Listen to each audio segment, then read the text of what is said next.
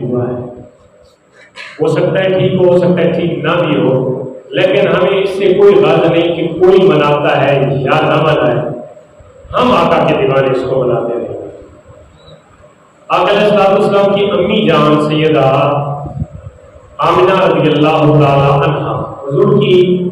امی جان، سگی امی جان کا نام سیدہ آمنہ ہے، اور آپ کی جو رضائی یعنی دودھ پلانے والی امی جان ہے، ان میں سے ایک کا نام حضرت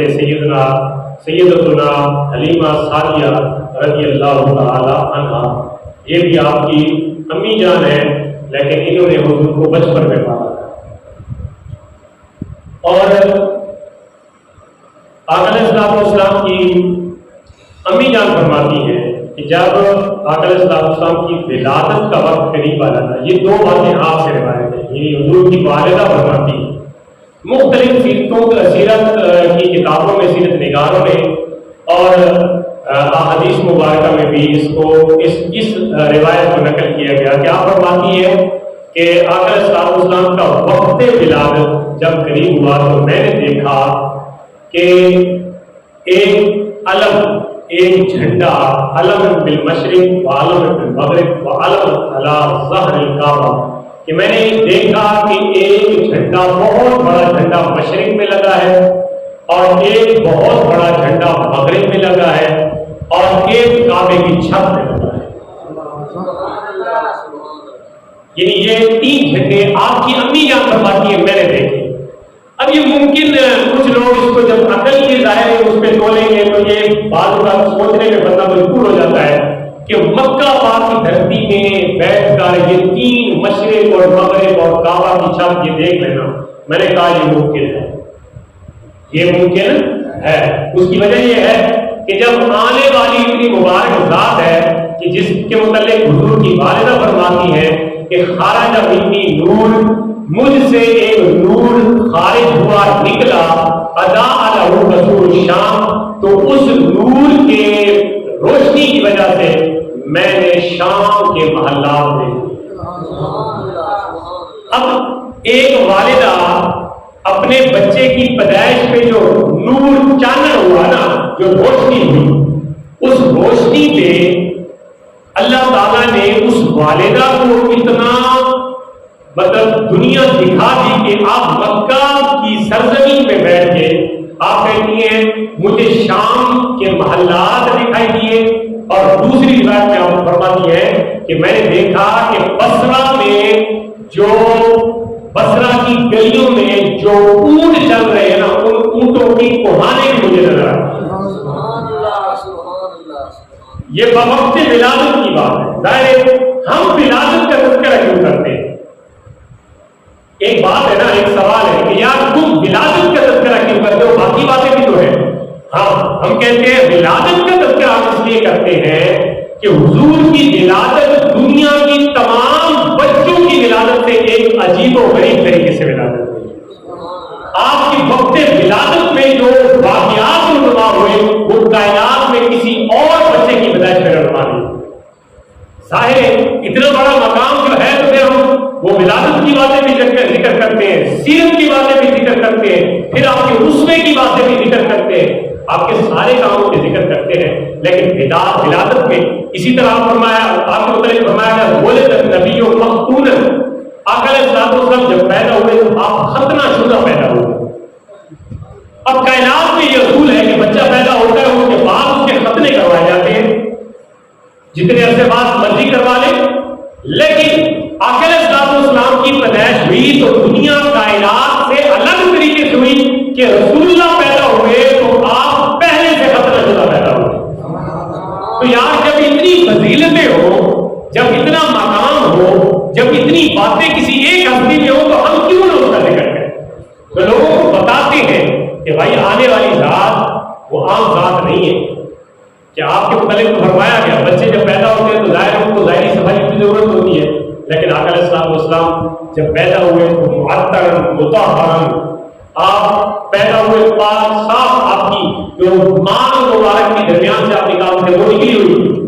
مدہون آپ کے سر پہ تیل لگا ہوا تھا، مغسولن آپ نہائے ہوئے تھے، مطہر باقی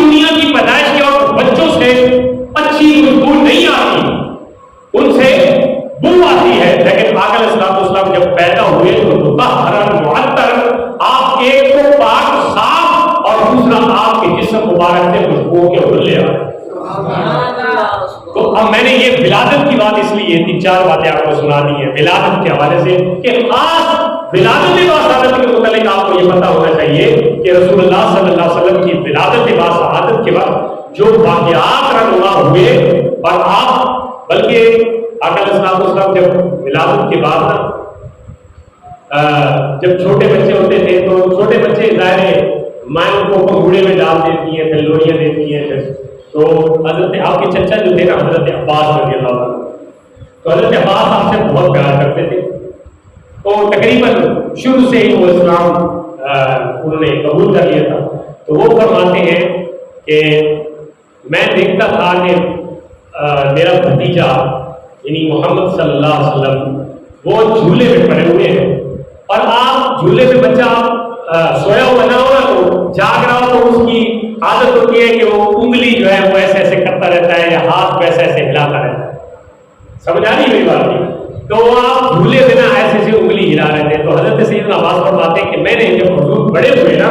تو میں نے ایک تذکرہ کیا. میں نے کہا اے محمد صلی اللہ علیہ وسلم آپ کو ایک بات بتاؤں کہ جب آپ چھوٹے ہوتے تھے نا تو گھوڑے میں تھے تو آپ ایسے سوئے ہوئے بیٹھ گھوڑے میں تو ایسے ایسے انگلی ہلاتے تھے. تو رات کے وقت یعنی شام کے کسی حصے میں دیکھتا ہوں کہ آپ جیسے ایسے انگلی کرتے تھے تو چاند ادھر چلا جاتا تھا, ایسے انگلی کرتے تھے تو چاند ادھر چلا جاتا تھا. سبحان بچہ اب بچے کو کھلانے کے لیے ہم تو کھلونے دیتے ہیں نا کہ بچہ چلو اس کے آڑے لگ جائے, جو روتا ہے تو چپ کر جائے یا اسی کے کھیل میں اس پہ لگا رہے. تو آپ کے چچا جان فرماتے جب اے بھتیجے آپ چھوٹے تھے نا تو گھوڑے میں تھے, آپ مال میں تھے, کبھی باندھا کی گوڑ میں ہوتے تھے, کبھی گھوڑے میں ہوتے تھے. تو آپ جیسے ایسے کرتے تھے چاند ادھر چلا جاتا تھا, ایسے کرتے تھے چاند ادھر چلا جاتا تھا. تو یعنی آپ کی انگلی کے اشارے پہ چاند آسمان کا چاند جو کسی کے حکم کا پابند نہیں ہے سوائے اللہ کے حکم کا, اس نے اللہ کے حکم کے مطابق چل رہا ہے. لیکن جب اللہ ہر مخلوق کو اپنے معبود کے تابع کر دے تو پھر عقل کو وہاں پہ نہ لے جاؤ کہ یار چاند تو اللہ کے حکم کے علاوہ ہل نہیں سکتا. میں نے کہا جب چاند کو اللہ نے حکم دیا کہ تو نے میرے معبود کا دل بہلانا ہے, جب چاند کو اللہ نے حکم دے دیا بھائی تو نے میرے معبود کا دل بہلانا ہے, تو چاند اپنے رستے سے اللہ کے حکم کے مطابق چل رہا تھا. جب اللہ کا یہ حکم آیا کہ میرے معبود کا دل بہلانا ہے تو معبود جدھر انگلی اٹھاتے تھے چاند ادھر چلا جاتا تھا.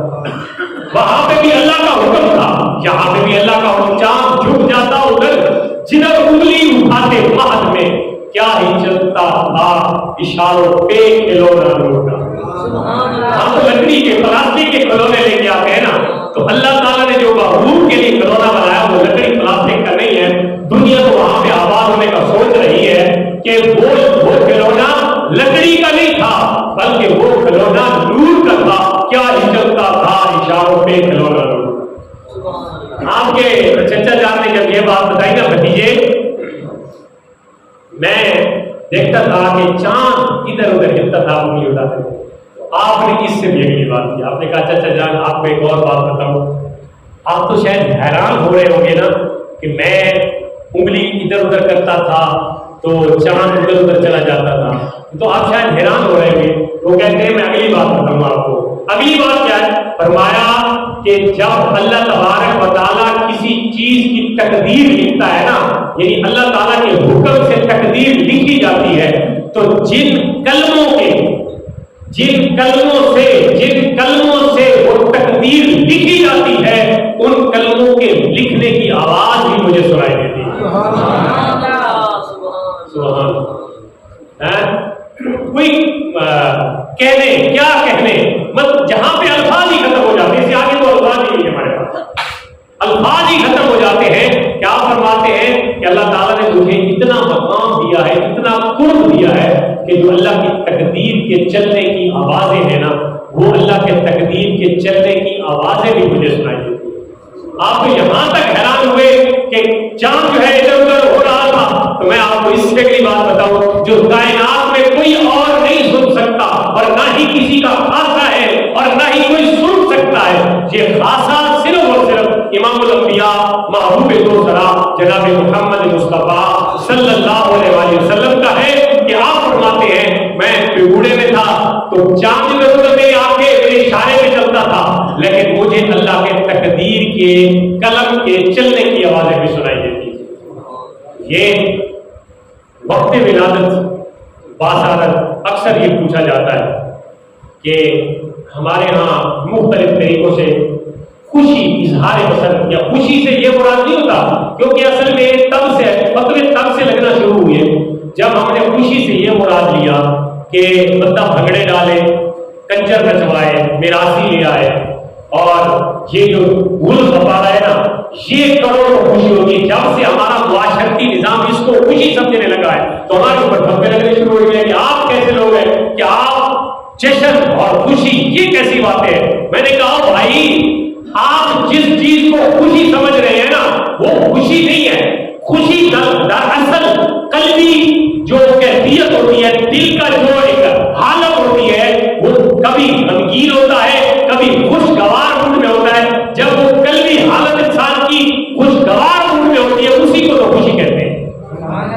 بعض اوقات بندے حشاش بشاش ہوتے ہیں لیکن اندر سے وہ بندے ٹوٹے ہوئے ہوتے ہیں۔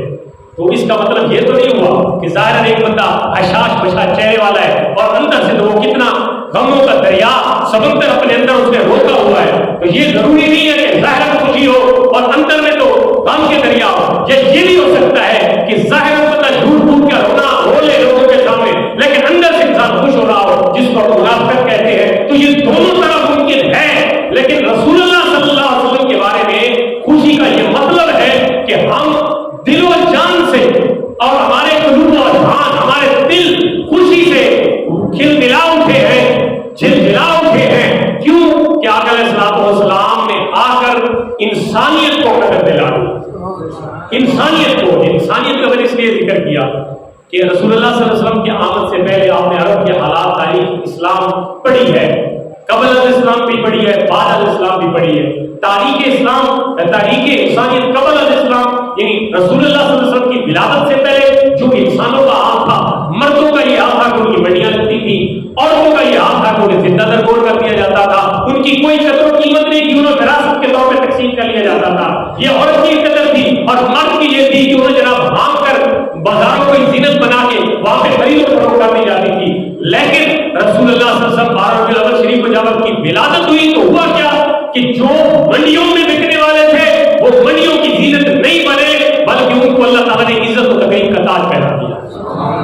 باپ کی صورت میں، بھائی کی صورت میں، شوہر کی صورت میں، بیٹی کی صورت میں ہر ایک کی علیحدہ شان بنا دی اور ایک تمام مرتبہ اس کو دے دیا۔ اور اسی طرح عورت کو یہ مقام دے دیا کہ ماں کی صورت میں قدموں کے نیچے جنت قرار دیا گیا،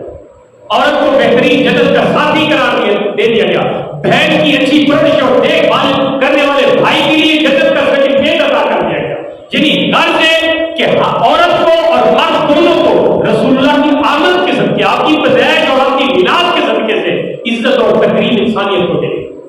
یہی پر چارہ کرتے اور کیا کہتے ہیں آپ لوگوں کو؟ یہی تو کہتے ہیں ہم رات میں یہی تذکرہ کرتے ہیں کہ یار اس احسان کا جتنا بھی بدلہ چکا اور بدلہ پورا نہیں ہوتا، کیونکہ بہت بڑا احسان ہے۔ کوئی بھلا اپنا محبوب بھی کوئی کسی کو دیتا ہے، اللہ فرماتا ہے لقد من اللہ علی المؤمنین اذ بعث فیہم رسولا، مومنوں تمہارے اوپر میرا احسان ہے، تمہارے اوپر میرا احسان ہے، فضل ہے۔ احسان کیا ہے کہ میں نے اپنا محبوب تمہیں عطا کیا، جس محبوب کے تذکرے آسمانوں پہ اللہ ہم سے ہماری پیدائش سے لاکھوں سال پہلے اللہ نے فرمائے۔ اب کہے کہ قرآن میں کدھر لکھا ہے؟ تو قرآن میں وَإِذَا أَخَذَ اللَّهُ مِيثَاقَ النَّبِيِّينَ کی آیات آپ علماء سے سنتے رہتے ہیں، اس میں کیا ہے؟ اس میں یہی ہے کہ اللہ نے گروہ انبیاء کو اکٹھا کر کے کیا فرمایا تمہیں ہر چیز دوں گا،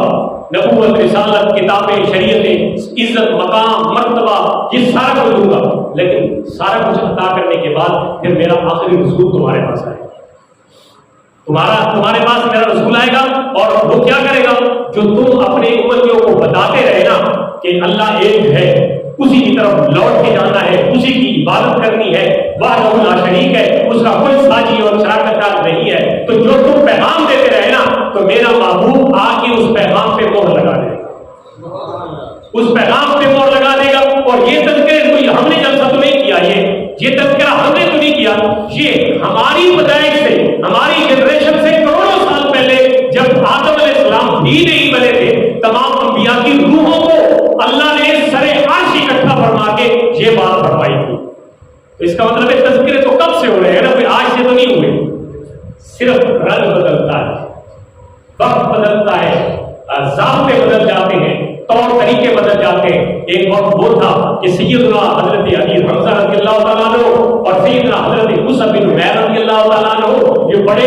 اچھے بڑے اونچے خاندان سے، قد کاٹ والے خاندان سے تھے، قریش خاندان سے تھے، اور حضرت مصعب بن عمیر کے متعلق تو آتا ہے کہ جب آپ گھر سے خوشبو لگا کے نکلتے نا، پوری مکہ کی وادی خوشبو کے حلے میں کی لپیٹ میں آ جاتے، لوگ بغیر دیکھے یہ پہچان جاتے تھے کہ مصعب بن عمیر کسی گلی سے جا رہا ہے۔ یہ اتنی اعلیٰ قسم کی خوشبو لگاتے تھے اور اتنا اعلیٰ قسم کا ان کا طریقہ کار تھا، جب گلی میں نکلتے لوگ پہچان لیتے۔ لیکن جب شہید ہوئے غزوہ احد میں حضرت سیدنا ابی حمزہ اور حضرت سیدنا مصعب بن عمیر شہید ہوئے، تو دونوں کے لیے ایک چادر تھی، دونوں کے لیے ایک چادر تھی، اور وہ بھی پوری ڈھانپی نہیں جا سکتی تھی،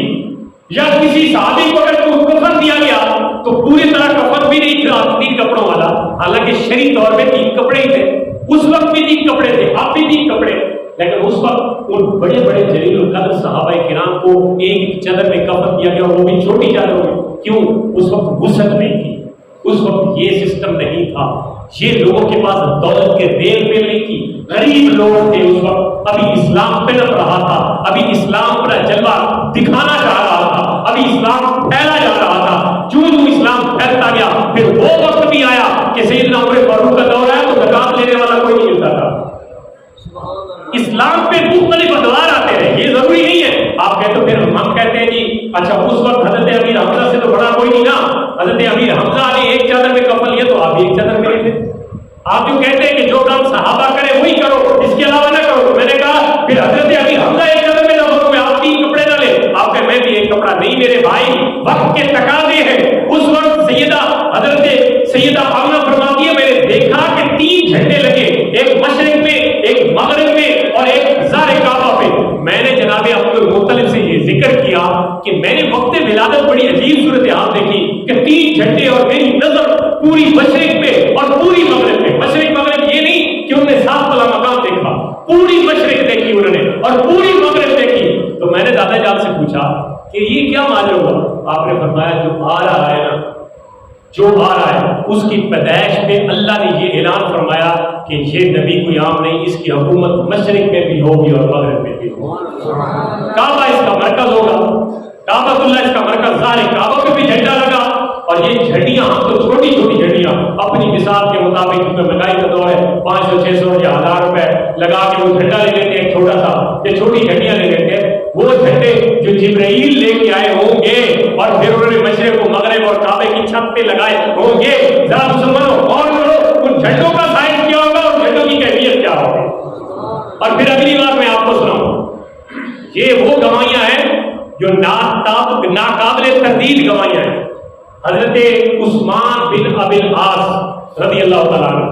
ان کی والدہ، ان کا نام تھا حضرت فاطمہ بنت عبداللہ الثقفیہ رضی اللہ تعالیٰ عنہ، وہ فرماتی ہے کہ جب حضور کی ولادت کا وقت آیا نا تو میں حضرت سیدہ آمنہ کے پاس تھی۔ اب دائی جو ہوتی ہے نا، دائی وہ جو گواہی دیتی ہے اس کی گواہی قبول ہوگی، کیونکہ اس وقت وہی قریب ہوتی ہے نا۔ بات سن رہے ہیں آپ، سمجھ رہے ہیں؟ واپس سے کہتے ہیں سبحان اللہ، تو اس کی گواہی زیادہ معتبر ہوگی۔ وہ کہتی ہیں کہ میں اس وقت پاس تھی جب ولادت باسعادت ہوئی، تو میں پاس تھی، میں نے کیا دیکھا؟ آپ کہتی ہیں کہ رأیت النجوم تدنو منی، میں نے دیکھا کہ آسمان کے جو ستارے ہیں نا وہ میرے قریب ہو رہے ہیں، یعنی جیسے ایسے بندہ بیٹھا ہو تو ایسے دیکھ کے تو بندہ کہے گا میرے قریب آ رہے ہیں، حالانکہ وہ ان کے قریب تو نہیں آ رہے تھے نا۔ وہ کہتے ہیں کہ تدنو منی رأیت النجوم تدنو منی، میں نے دیکھا کہ آسمان کے ستارے میرے قریب آ رہے ہیں، حتیٰ ظننت انہا ستقع علیہ، کہ مجھے یہ لگا کہ عنقریب یہ میرے اوپر ٹوٹ جائیں گے، یہ اوپر میرے گر جائیں گے، میں نے یہ سمجھا، گمان کیا۔ لیکن ہوا کیا کہ میں نے دیکھا کہ آسمان کے ستارے قریب آئے اور اتنے قریب آئے کہ مجھے لگا کہ جیسے ابھی یہ میرے اوپر گرنے والے ہیں، لیکن حضور کا جیسے ہی ظہور ہوا، آپ نے اس دنیا میں اپنی چشم مبارک کھولی تو وہ ستارے جو اتنے حضور کے قریب آئے تھے اور وقت ولادت قریب آئے تھے، وہ قریب آ کے پھر واپس اپنی جگہ پہ چلے۔ اب زمین پھٹی، نہ آسمان پھٹا، نہ کوئی فتویٰ لگا، نہ کوئی مسئلہ بنا، نہ کوئی ستاروں کی روشنی سے جلا بھنا، یعنی وہ قریب آئے، انہوں نے اپنی سلامی پیش کی اور پھر اللہ کے حکم سے اپنی جگہ پہ واپس سے۔ ہم نے کہا یہ کیوں ہوا؟ یہ اس لیے ہوا کہ آج جو ظہور ہوا تھا نا، وہ ظہور اتنا کمال کا تھا کہ ہر چیز یہ تمنا کر رہی تھی، یہ امید سے تھی کہ کاش آج میرا حضور کی بارگاہ میں سلامی کا کوئی سبب بن جائے تو میں آقا علیہ السلام کی بارگاہ میں اپنے سلامی پیش کروں۔ اس لیے آقا علیہ السلام کی پوری عمر کی اللہ تعالیٰ نے قرآن میں قسم اٹھائی، فرمایا لعمرک کا، اے میرے پیارے محبوب مجھے تیری پوری عمر کی قسم ہے۔ 40 سال سے پہلے آپ مکہ پاک کی وادی میں لوگوں کے ساتھ تعاون کرتے رہے، اور اس سے پہلے آپ کہاں تھے جہاں اللہ نے چاہا، یعنی ولادت سے پہلے آپ کہاں تھے؟ آدم سے لے کر جناب سیدنا عبداللہ تک مختلف پشتوں میں آپ تھے نا، جس کو قرآن نے بتایا ہے وَتَكَلُّمُكَ فِي السَّاجِدِينَ، کہ میں اے محبوب جب آپ سجدہ کرنے والوں کی سروں میں پیشانیوں میں منتقل ہو رہے تھے، میں تب بھی آپ کی حفاظت فرما رہا تھا۔ آج کچھ وہ لوگ بھی ہیں جو حضور علیہ السلام کے والدین کی ایمان کے بارے میں عجیب عجیب باتیں کرتے ہیں کہ حضور کے والدین مومن نہیں تھے، نعوذ باللہ، موائد نہیں تھے۔ اللہ فرماتا ہے کہ میں نے اپنے محبوب کے نور کو ہمیشہ پاک پشتوں میں رکھا۔ آپ کیا یہ گمان کر سکتے ہیں کہ جس پشت میں، جس سرخ میں، جس پیشانی میں حضور صلی اللہ علیہ وسلم کا نور ہو، کیا وہ پیشانی کبھی بت کے سامنے جھک سکتی ہے؟ آپ کا یہ دل کہتا ہے، آپ کا عقل سلیم یہ کہتا ہے تو نہیں نا، تو پھر مان لے کہ حضرت آدم سے لے کر جناب عبداللہ تک اور سیدہ حوا سے لے کر سیدہ آمنہ تک جہاں جہاں حضور گزرتے گئے، جن پیشانیوں اور جن سرخوں میں، ساری کی ساری اللہ وحدہ لا شریک کو بھی مانتی تھی اور اللہ کے سامنے جھکنے والی پیشانیاں تھی۔ اس لیے رسول اللہ صلی اللہ علیہ وآلہ وسلم چاہے عالم ارواح میں تھے، اس دنیا سے پہلے اپنے باپوں کی سلطوں میں تھے، یا اس سے پہلے عالم ارواح میں تھے، اللہ نے ہر مقام کی قسم اٹھا دی، فرمایا محبوب آپ عالم ارواح میں تھے، یا آپ اپنے باپوں کی سلطوں میں تھے، یا آپ زمین کے اوپر تشریف لے آئے، ہر صورت میں مجھے تیری پوری عمر کی قسم۔ اور قسم بندہ اٹھاتا ہے کسی بات کی اہمیت کو لے، فرمایا خبردار کوئی میرے محبوب کی عمر کے کسی حصے میں کوئی کمی نہ نکالے، کوئی عیب نہ نکالے، کوئی نقص کی بات نہ کرے، میں رب ہو کے اپنے محبوب کی پوری عمر کی قسم اٹھا رہا ہوں۔ میرے محبوب کو اللہ تعالیٰ نے عمر کے ہر حصے میں، عمر کے ہر مقام پہ اللہ تعالیٰ نے ان کو بڑا